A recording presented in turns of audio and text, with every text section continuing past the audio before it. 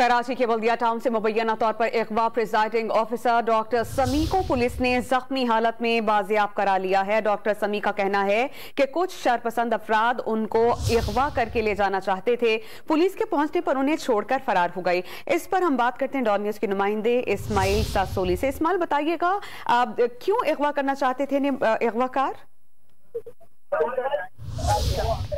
इस्माइल, आप हमें सुन रहे हैं?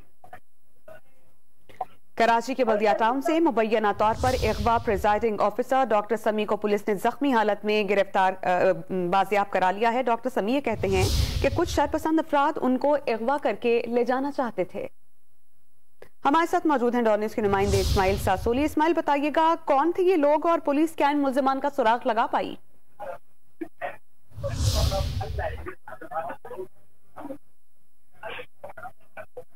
इस्माइल सासोली से हमने कोशिश की राब्ता बहाल हो सके, लेकिन शायद तकनीकी वजूहात की बिना पर वो हमें सुन नहीं पाए।